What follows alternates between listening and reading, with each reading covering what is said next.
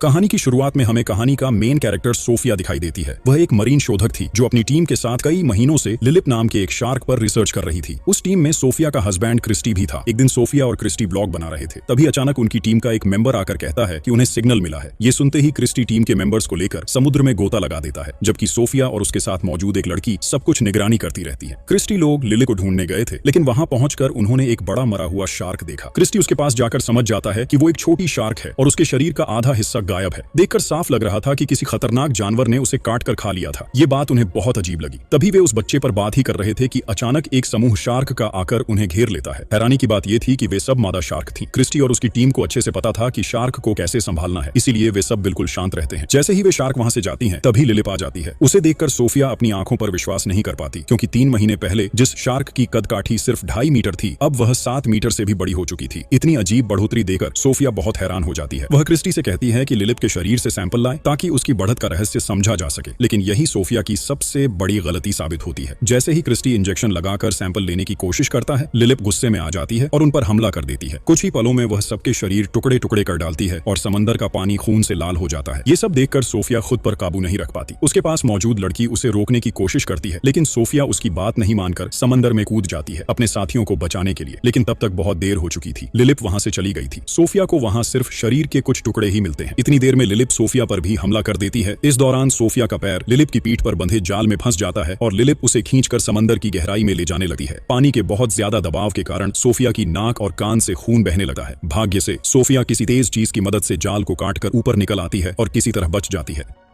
उसके बाद scene shift होता है और हमें 3 साल बाद का सीन दिखाया जाता है। एक दिन पेरिस सिटी में 2 लड़के मछली पकड़ने गए थे और नदी के अंदर से छोटा सा मिसाइल मिलता है। वो दोनों तुरंत पुलिस को बता देते हैं, तो पुलिस आकर इसकी इन्वेस्टिगेशन शुरू कर देती है। धीरे धीरे वहां मीडिया के लोग भी पहुंच जाते हैं। पुलिस उन्हें बताती है कि नदी के उस एरिया में अभी भी 2nd वर्ल्ड वॉर के मिसाइल मिलते हैं, लेकिन डरने की कोई बात नहीं, क्योंकि वो मिसाइल नदी के बहुत गहरे हिस्से में है। दूसरी तरफ सीन शिफ्ट होता है और हम सोफिया को देखते हैं। अब उसने अपना रिसर्च का काम छोड़ दिया है और अब वह एक एक्वेरियम में काम करती है। जब कोई बच्चे वहां आते हैं तो वह उन्हें समंदर के अलग अलग क्रिएचर्स के बारे में बताती है। एक दिन वह बच्चों को समंदर के जीवों के बारे में बता रही थी। तभी एक बच्चा अचानक बोल पड़ा, सोफिया, अगर तुम्हें समंदर के जीवों के बारे में इतना सब पता है तो तुम्हारी टीम को क्यों नहीं बचा पाई? उन्हें तो शार्क के हाथ मरना पड़ा। ये सुनकर सोफिया चुप रह गई और तुरंत वहां से निकल गई। तभी मिका नाम का एक मरीन सेवियर उसके पास आया और उससे बात करने की कोशिश करने लगा। मरीन सेवियर वो लोग होते हैं जो समंदर के जीवों को बचाने का काम करते हैं। सोफिया उस समय बात करने की स्थिति में नहीं थी, इसलिए उसने मिका से बचते हुए वहां से चलना शुरू किया। तभी मिका अचानक बोल पड़ा, मैं प्लान 7 के बारे में जानता हूँ। ये सुनकर सोफिया रुक गई। असल में प्लान 7 लिलिप का ऑफिशियल नाम है। मिका सोफिया को अपने लैब में ले जाता है। वहां मिका और उसकी दोस्त बैन उसे बताते हैं कि लिलिप अब पेरिस में आ गया है और उसके शरीर में लगा ट्रैकर अब भी एक्टिव है और उसका एक्सेस उनके पास भी है। लेकिन सोफिया उनकी बात मानना नहीं चाहती, क्योंकि पेरिस के साफ मीठे पानी में शार्क कभी नहीं आएगी और अगर किसी तरह आ भी जाए तो वह ज्यादा देर तक जिंदा नहीं रह पाएगी। तब मिका उसे बताता है कि आज ही वे लिलिप को खोजने के लिए उस नदी में जाएंगे। वह सोफिया से भी उनके साथ जाने के लिए रिक्वेस्ट करता है, लेकिन सोफिया राजी नहीं होती और वहां से निकल जाती है। घर लौटकर वह अपने पुराने सामान में झांकते हुए एक टैब पाती है जिस पर उनके 3 साल पुराने वीडियो सेव थे। सोफिया वो वीडियो देखकर बहुत इमोशनल हो जाती है। तभी अचानक मिका की बातें उसके दिमाग में आती हैं। वह ट्रैकर के जरिए पता करती है कि लिलिप सच में पेरिस आ गया है, लेकिन मिका तो उसी रात नदी में जाने वाले थे। सोफिया तुरंत मिका को फोन करती है ताकि उसे सावधान कर सके, क्योंकि उस शार्क की खौफनाकता केवल सोफिया ही जानती है। लेकिन मिका का फोन तब बंद था, इसलिए सोफिया एक वॉइस मैसेज भेज देती है। इसी बीच मिका और बेन को देखा जाता है। वे तब तक नदी में पहुंच चुके थे। वहां मिका नदी में उतर जाता है और बेन बोट में बैठकर उसके लिए इंतजार करती रहती है। मिका नदी में उतरते समय अपने शरीर पर एक हुक लगाकर रखा था ताकि ऊपर कोई समस्या होने पर बेन उस हुक को खींचकर मिका को सिग्नल दे सके। इसके बाद मिका नदी की गहराई में जाकर एक कार देखता है और उसके पास बढ़ता है। कार की बॉडी पर वह अजीब कुछ निशान देखता है, जिन्हें देखकर लगता है कि कोई बड़ा जीव उसके ऊपर हमला कर चुका है। तभी अचानक वहां पुलिस पहुंच जाती है। बेन हुक को पकड़कर खींचने लगी है, लेकिन मिका पानी से निकलना नहीं चाहता, इसलिए वह हुक को खोल देता है। इसी बीच पुलिस के करीब आते देख बेन वहां से भाग जाती है और मिका पुलिस के हाथ लग जाता है। पुलिस मिका से पूछती है कि इतनी रात में नदी में उतरने का वजह क्या था। मिका कहता है कि वह एक मरीन सेवर है, इसलिए पानी में रहना उसके लिए सिंपल है। लेकिन पुलिस उस पर विश्वास नहीं करती, क्योंकि इतनी रात में किसी का नदी। तभी सोफिया वहां पहुंच जाती है मिकाओं को रोकने के लिए, लेकिन वहां जाकर वह देखती है कि मिका को पुलिस पकड़कर ले जा रही है, इसलिए वह वहीं से वापस चली जाती है। पुलिस स्टेशन लेकर मिका से पूछताछ करती है और पता चलता है कि उस नदी में एक शार्क है और वह उस कार के बारे में भी बताता है। लेकिन पुलिस उसकी बात मानती नहीं, क्योंकि उनके मुताबिक शार्क कभी भी मीठे पानी में सर्वाइव नहीं कर सकती। तो अगले दिन सुबह नदी की गहराई में पड़ी उस कार को पुलिस रेस्क्यू कर लेती है। उसके अंदर एक इंसान का डेड बॉडी पड़ा था। वह देखकर सभी बहुत खौफनाक महसूस करते हैं, क्योंकि डेड बॉडी का लगभग आधा हिस्सा गायब था। देखकर ही समझ आ रहा था कि कोई बड़ा जीव उस हिस्से को को काट ले गया। ठीक उसी समय सोफिया फिर से लिलिप को फॉलो करते हुए नदी के किनारे पहुंच जाती है। वहां जाकर उसकी पुलिस से मुलाकात हो जाती है। सोफिया पुलिस को बताती है कि वह एक मरीन शोध करता है और उस डेड बॉडी को देखकर वह कहती है कि यह काम पका शार्क का है। तभी मिका पूरी दोष की जिम्मेदारी सोफिया के सिर पर डाल देता है। वह कहता है कि सोफिया ने उसे नदी में उतरने को कहा था। सोफिया उस बात को इनकार कर देती है, लेकिन पुलिस उसकी बात नहीं मानती, इसलिए उसे भी पुलिस के साथ स्टेशन जाना पड़ता है। स्टेशन पहुंचने के बाद पुलिस ऑफिसर और आदिल सोफिया को लेकर जाते हैं उनके आयुक्त के पास। तब तक सोफिया आदिल को उस ट्रैकर के बारे में बता चुकी थी जिससे वे लिलिप को फॉलो कर रहे हैं। लेकिन जब वह यह बात आयुक्त को बताती है तो आयुक्त उसकी बात पर विश्वास नहीं करता। वह अपनी टीम को खुद से इस संदर्भ की जांच करने का ऑर्डर देता है। उसके अनुसार आदिल अपनी टीम के साथ उस नदी में डाइव करने की तैयारी करता है। तब सोफिया उन्हें समझाने की कोशिश करती है कि इस समय नदी में जाना खतरनाक है, वे बाहर से ही लिलिप को ट्रैक कर सकते हैं। लेकिन आदिल उसकी बात पर ध्यान नहीं देता। तब मिका भी चुपचाप नहीं रहता। वह एक साइकिल लेकर सोफिया का फॉलो करना शुरू कर देता है। इसी बीच सोफिया ट्रैकर के जरिए आदिलों को गाइड करती है और उन्हें लिलिप के पास ले जाती है। इसके बाद कुछ पुलिस वाले नीचे उतरते हैं पूरे मामले को जांचने के लिए। वे वहां जाकर लिलिप को नहीं देखते, लेकिन शार्क की मौजूदगी महसूस कर सकते हैं। इसी दौरान सोफिया सबको बताती है कि लिलिप उनके बहुत करीब आ गया है। अचानक सोफिया के टैब पर लिलिप का सिग्नल आना बंद हो जाता है। तब पानी के नीचे मौजूद पुलिस वाले डर के मारे जल्दी ऊपर उठाते हैं। सोफिया समझ नहीं पाती कि अचानक क्या हो गया। खैर, वे सुरक्षित ऊपर आ जाते हैं और राडार चेक करने पर पता चलता है कि उनके आसपास एक बड़ी शार्क थी। इसी बीच सोफिया की नजर दूर खड़े मिका पर पड़ती है। असल में मिका सोचता था कि पुलिस शायद लिलिप को मार देगी। दूसरी तरफ वह तो लिलिप को बचाने की कोशिश कर रहा था, इसलिए उसने बेन से बात करके सोफिया के डिवाइस से लिलिप का सिग्नल बंद करवा दिया। यह समझते ही सोफिया सीधे मिका के लैब चली जाती है। वह मिका को उसके काम के लिए डांटने लगती है। वह मिका से कहती है कि उस शार्क के वजह उसे अपनी टीम को खोना पड़ा, इसलिए उसे बचाने की कोशिश करना गलत होगा। लेकिन मिका उसकी बात नहीं मानता। उसका मानना था कि शार्क कभी भी बिना वजह किसी पर हमला नहीं करता और जो कुछ भी सोफिया के दोस्तों के साथ हुआ उसके पीछे पूरी तरह से सोफिया की ही गलती थी। ये सुनकर सोफिया को बहुत दुख होता है और वह वहां से चली जाती है। दूसरी तरफ आदिल जाकर आयुक्त को शार्क के बारे में बताता है। यह सुनकर आयुक्त बहुत तनाव में आ जाता है, क्योंकि कुछ ही दिनों में उस नदी में एक इंटरनेशनल तैराकी कंपटीशन होने वाली है और इसे पेरिस शहर के मेयर ने खुद ऑर्गेनाइज किया है। खैर, आदिल आयुक्त को समझाता है कि इतनी खतरनाक स्थिति में यह इवेंट नहीं होना चाहिए, इसलिए वे मेयर के पास जाकर इवेंट को कैंसिल करने के लिए रिक्वेस्ट करते हैं। लेकिन मेयर उनकी बात नहीं सुनता, क्योंकि उस इवेंट में लगभग 117 करोड़ डॉलर खर्च हो चुके हैं। इसलिए अगर इवेंट कैंसिल हुआ तो उन्हें बहुत बड़ा नुकसान होगा। मेयर उन्हें ऑर्डर देता है कि किसी भी तरह उस शार्क को वहां से हटाया जाए। फिर भी वह इवेंट किसी भी हालत में कैंसिल नहीं करेगा। आयुक्त तब निराश होकर लौटता है और सोचने लगता है कि कैसे वे लिलिप के हाथों पेरिस शहर ऐसे को बचा पाएंगे। इसी बीच मिका का एक वायरल वीडियो उनकी नजर में आता है। उसमें वह सभी को कहता है कि शार्क बहुत ही शांत स्वरूप के जीव हैं और उनके वजह ही समंदर का संतुलन बना रहता है। लेकिन वर्तमान में कुछ लोग उन शार्क को मारने के लिए पूरी कोशिश कर रहे हैं। हर साल कई शार्क मारी जा रही हैं, जिससे समंदर का पर्यावरण बिगड़ रहा है और इसका असर बाहर के वातावरण पर भी पड़ रहा है। इसलिए वह सभी को उन शार्क को बचाने के लिए रिक्वेस्ट करता है और सभी को उस नदी के अंदर के एक टनल के पास आने को कहता है, जिसका नाम है कैटाकंबास।